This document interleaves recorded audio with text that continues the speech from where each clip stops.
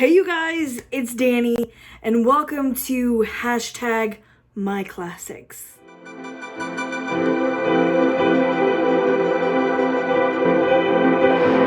while back, when I was doing my tarot collection and oracle collection videos, I mentioned doing a tag about classics. And let me kind of explain what I mean by classics, just so we're all like on the same page. So I don't mean necessarily classic as in like, you know, the Pamela Coleman Smith exact RWS, like a classic, what my classic decks are.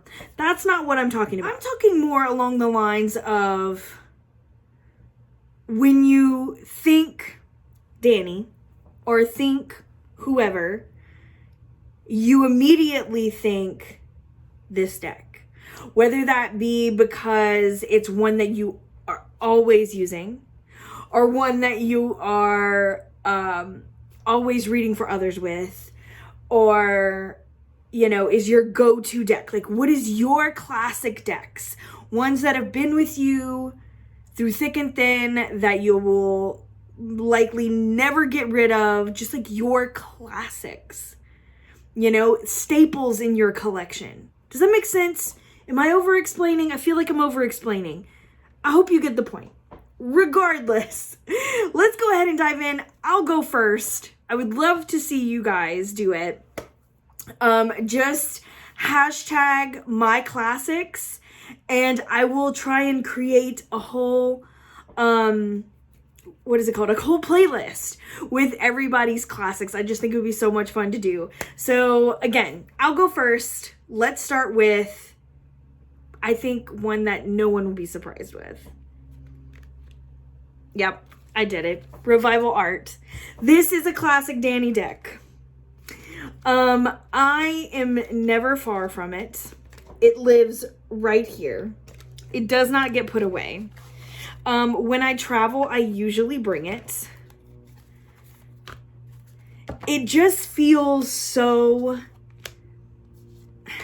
it's gonna just sound weird, but it feels so real to me. I feel like I know these characters back and forth. I feel like when I see these images, I immediately know what they are. So I tend to keep this around. This is one, like, again, it's a classic deck for me. It's one that will never let me down. It's one that I always have with me. If you come into my space at any point in time, this is the deck you will see. 100%. I know, they're upside down and inside out. It's whatever. Our little fool.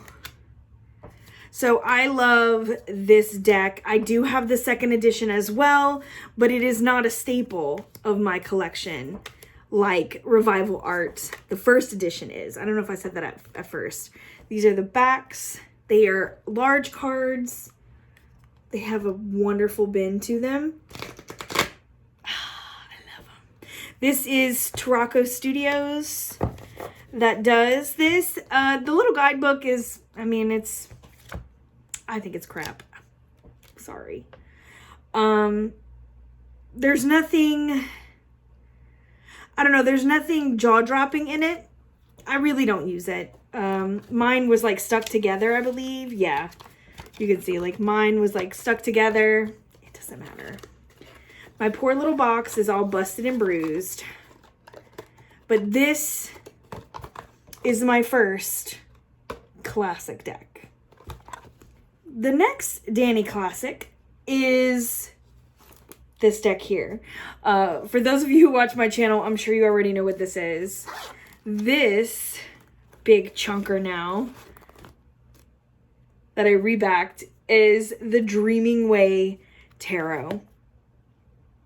Me and this deck, we go way back. I have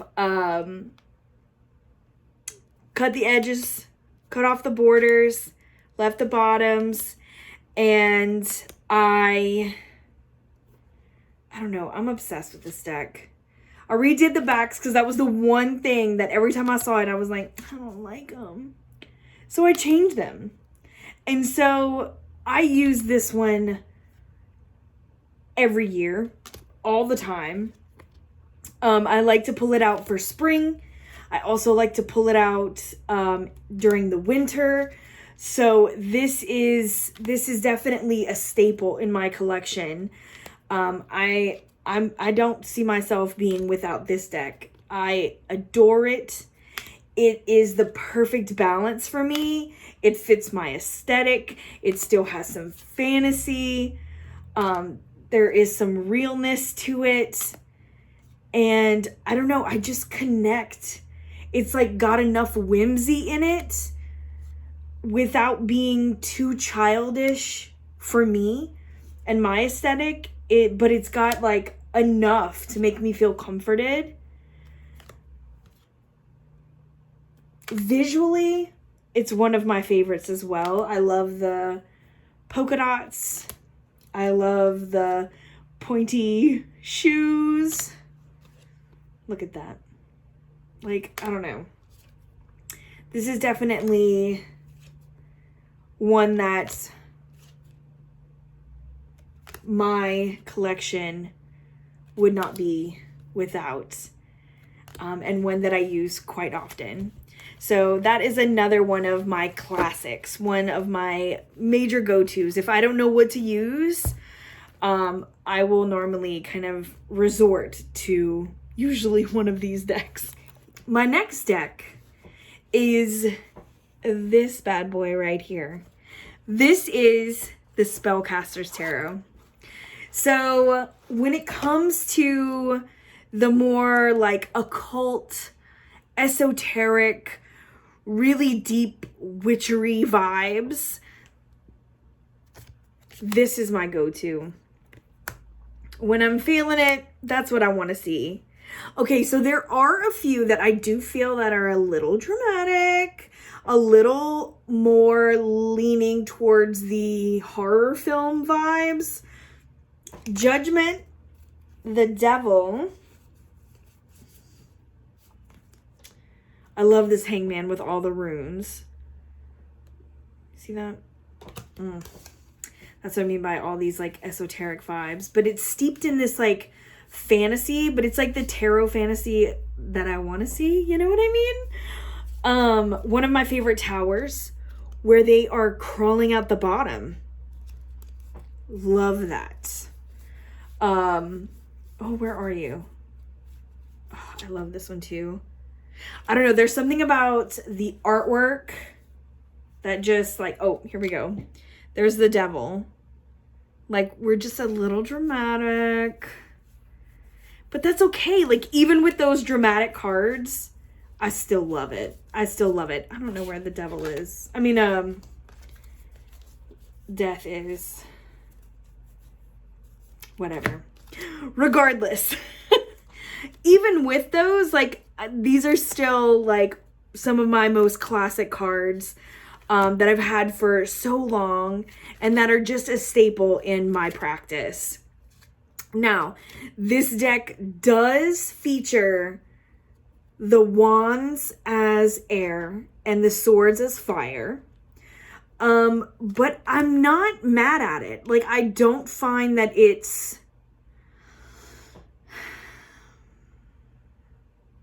like disruptive, I think is the best word. Like, it's not disruptive to the way that I read. And I think that's because I still see air here, even though there is a candle. So, like, I can read it either way. And I find that a bunch of them are like that. Like, this still screams fire to me, even though there are birds here. Because it looks like we're in the fall and it looks like everything is aflame. You know what I mean? The only one that is like undeniable, again, wands. Look at all the red and green. I mean, all the red and green. Those are not the colors that we see. All the reds and oranges and stuff in the background, like, I still think fiery vibes. Again, even though there is a bird there. The only one that is like a major, like, oh yeah, we can't really deny that, is the Ace of Swords, which is a sword covered in flame. Apparently, I'm not going to be able to find any of the ones that I want to talk to you about. We're just going to have to imagine those in our minds.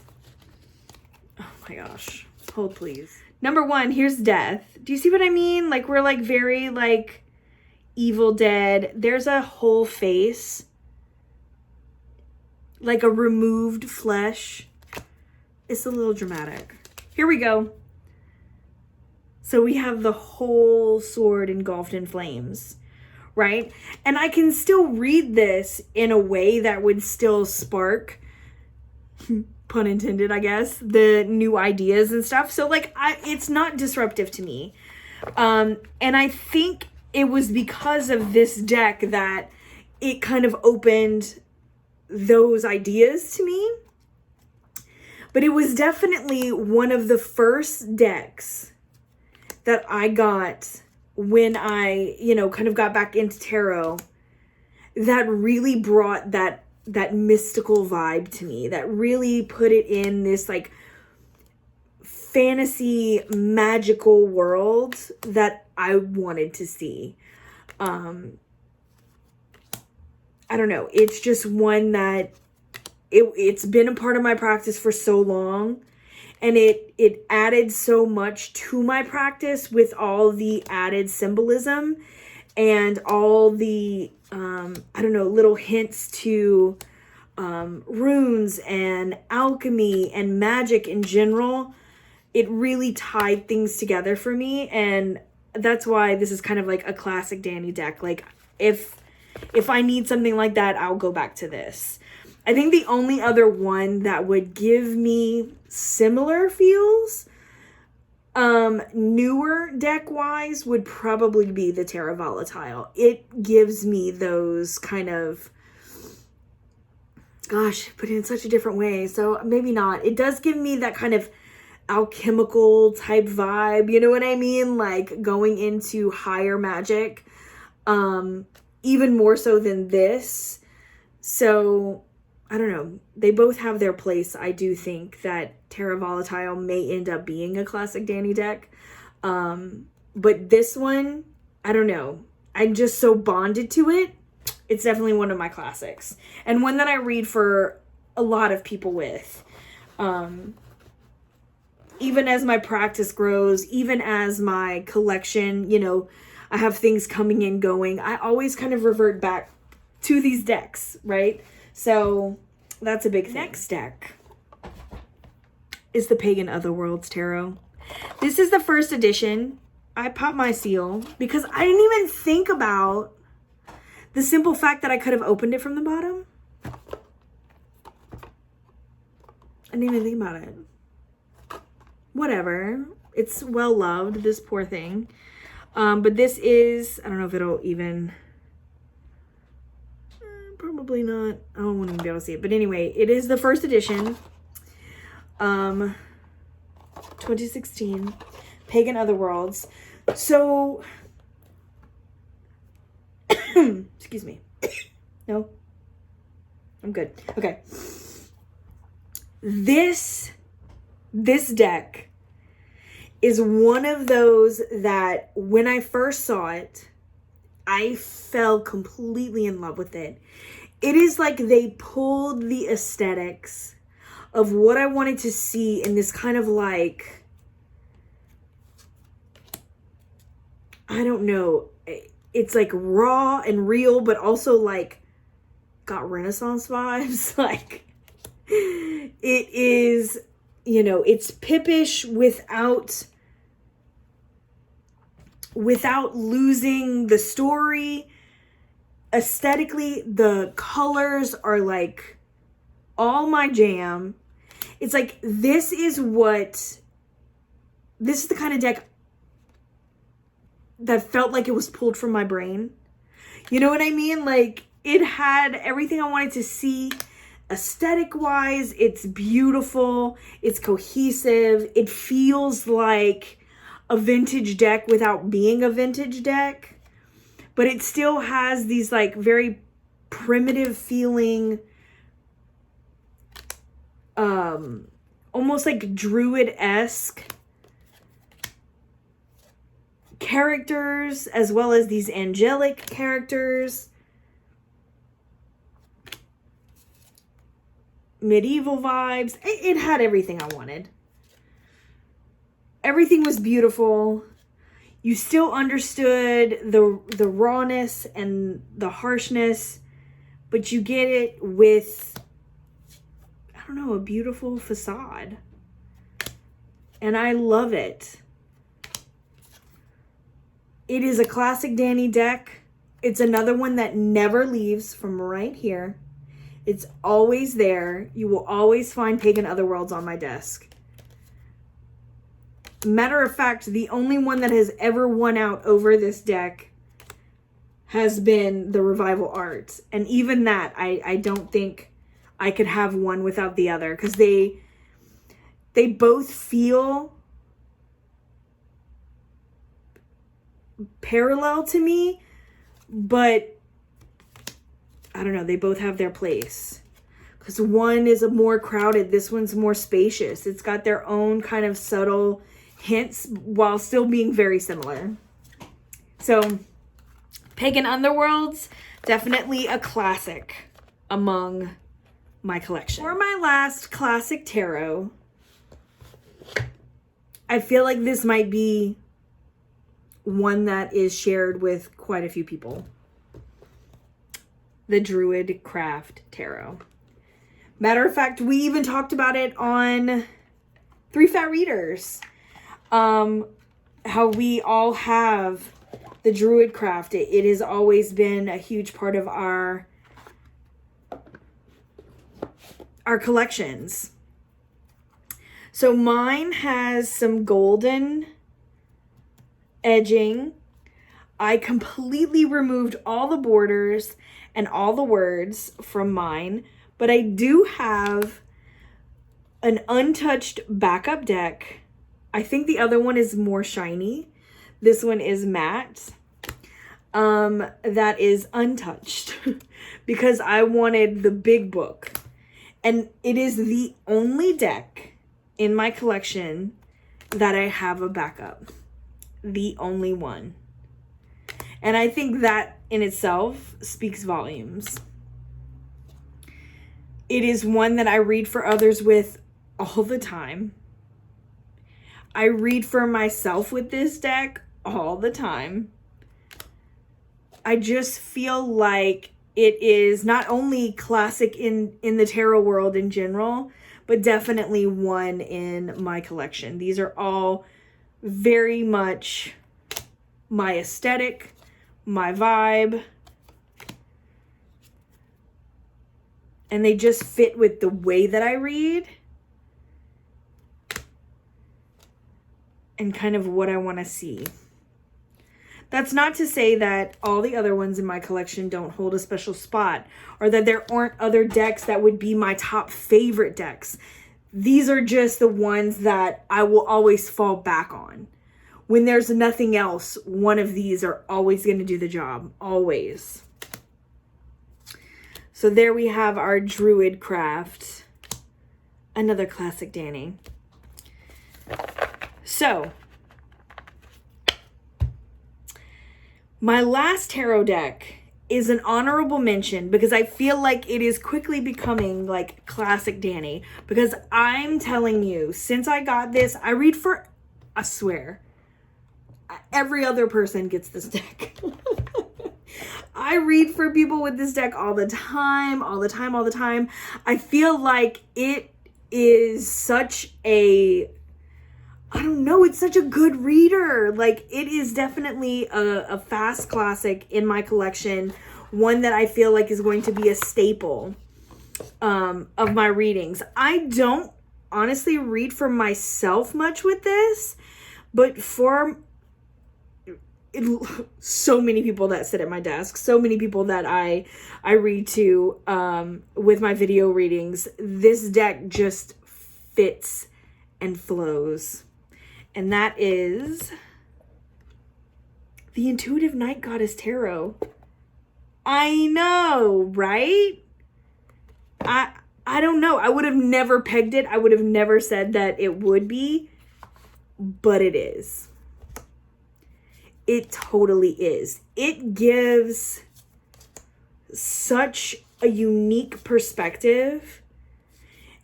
And the simple fact that it is like this dark background with all of these images on top, it's like unique to my collection in the energy that it brings. But there's something about being so connected with it that it feels effortless to read this deck, and I really didn't think it would. So it has honestly become a fast classic because it doesn't leave my desk anymore. It doesn't. It stays right beside all of my other ones. And at any moment, you guys can look back here and see Night Goddess usually stays down here. This is where Pagan Underworld stays. This is where Revival Art stays. Those don't leave my desk anymore. They just don't. Now, my other three go in my cabinet or in my bag that I bring back and forth home. Druid Craft mostly stays in there. If I'm being honest, I usually bring that one to the house and do my own readings with it. I love this deck so much. So this one, as a professional reader, is definitely becoming a fast classic. So I just want to touch real quick on my classic oracles, ones that people are probably exhausted hearing about. So those of you who know me already know what the first one's going to be. You already know. Can we guess?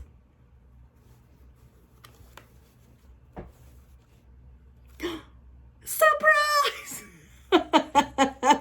It is no surprise. No surprise. We have the Fairies Oracle. This is the Brian Froud Fairy Oracle. Not gonna be without it. Not gonna leave me. Gotta have it. If I had no other oracle ever, I would be okay. I'd be perfectly fine. This is one of the very first oracles I ever got. It is. It is the very first I ever got. This is my OG copy. It looks fantastic after I edge the sides because that's where you could see all the wear. And once I did that, like, look at that. It almost looks like new. You could probably see in one of my earlier videos that I talk about this deck. You can probably see, because that was before I edged it, how tattered it was getting. But there is something about this deck, like, we're just kindred spirits, me and this deck. Kindred spirits. Classic Dani. Always got it. This is me in a nutshell when it comes to an oracle. This is definitely it. The only other one is my other battered and bruised deck. And it's one of those, like, as a reader, I use this deck for tons and tons and tons of people. And that is the Moon deck. This is one of the only, well, yeah, I really think so. One of the only oracle that I have that are like just affirmations, aside from my little I am power deck, because that's just like I am whatever. But like full oracle, like you can see, do you see all the tattered sides? You can really see it behind it. Look at that. Look at this. They come out all the time. And of course, they're a chill vibe, which is normally my aesthetic and my style anyway. But more so than that, these cards come with a ritual. every single one has a ritual. And that is why I use this for so many people, for so many readings. I will normally pull, so like this one. I could not read that backwards for whatever reason. There is medicine in my shadow. Okay, and so I would go to the handy dandy notebook, guidebook.